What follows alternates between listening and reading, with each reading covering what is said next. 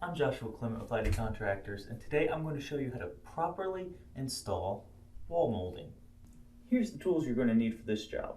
Some trim nails, a nail punch, or in this case I'm going to show you how to just do it with a regular nail, a hammer, and a good level. I like to use a 2-foot level because it's a little bit easier to handle by yourself. Now, the purpose of wall molding in this case is to hide this down here from where it connects to the other wall. This is also called chair rail. It's very simple to do, but if it's done wrong, it looks horrible. So I want to make sure you do it right.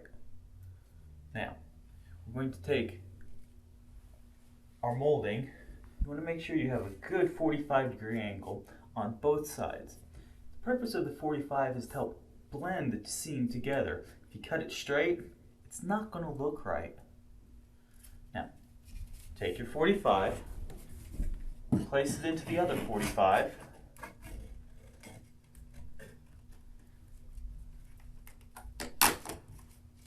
place it into the wall.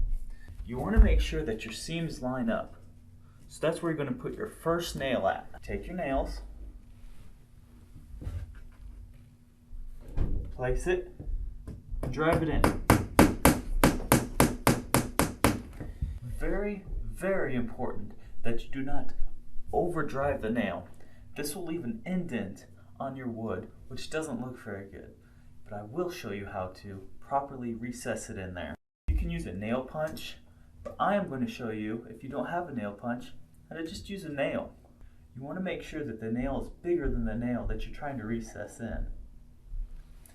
Take the nail, place it on top of the head, and barely tap it in. That's all there is to it. You want to do this with every one.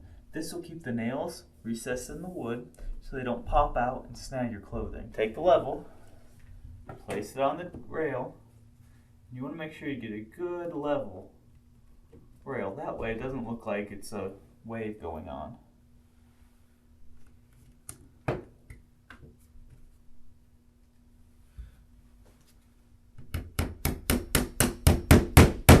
And that's it. Now, be sure that you get it nice and straight, recess the nails, should be good to go.